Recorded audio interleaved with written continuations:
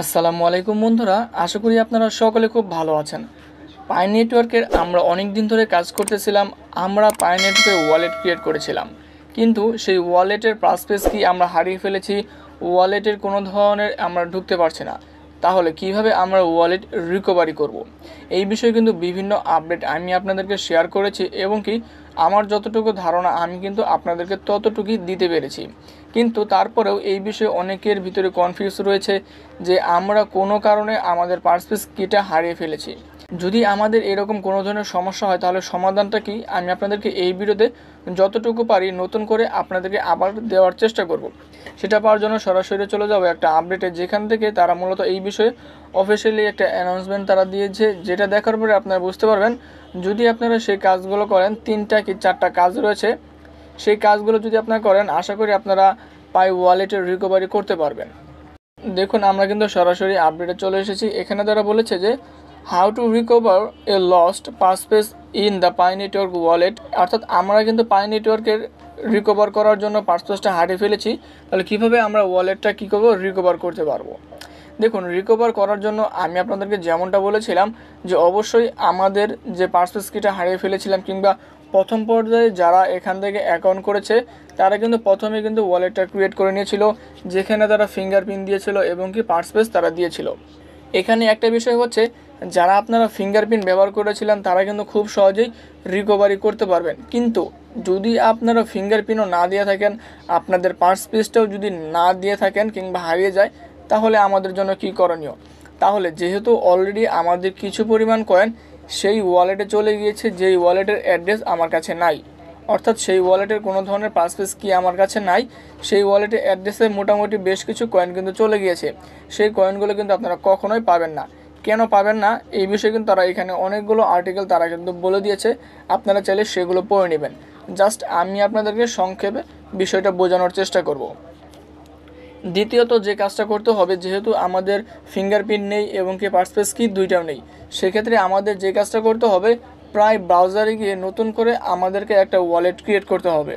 সেক্ষেত্রে এখানে একটা প্রশ্ন অনেকেরই বর্তমান সময়ে অনেকেই কিন্তু আমাকে জিজ্ঞাসা করেছে যে নতুন করে আমরা কোনো ধরনের ওয়ালেট ক্রিয়েট করতে পারছি না।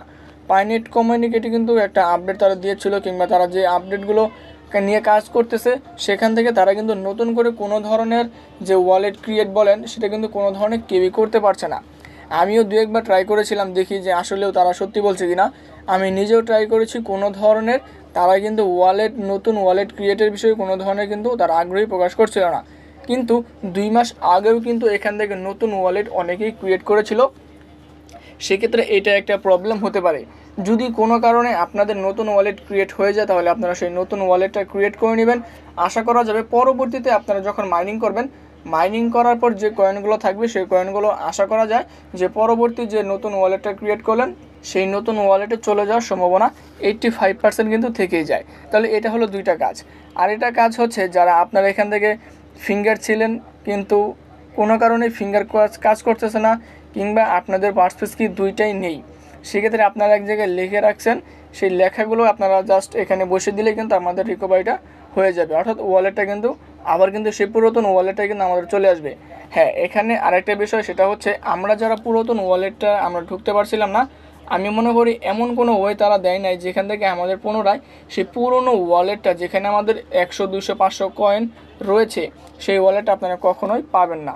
কেন পাবেন না এই বিষয়ে তারা কিন্তু কোনো ধরনের অ্যানাউন্সমেন্ট তারা দেয়নি যে রিকভারি, যে আমরা যেমনটা ফেসবুক বলেন, ইউটিউব বলেন, কিংবা বিভিন্ন ধরনের সোশ্যাল মিডিয়াতে আমরা কিন্তু ওয়ালেট নতুন করে কিংবা পাসওয়ার্ড ফরগেট করে কিন্তু নতুন পাসওয়ার্ড দিয়ে কিন্তু আমরা সেখান থেকে কি করতে পারি, নতুন পাসওয়ার্ড দিয়ে সেই ওয়ালেটটাই সেই অ্যাপ্লিকেশনটাই সেইটাই কিন্তু আমরা ব্যবহার করতে পারি।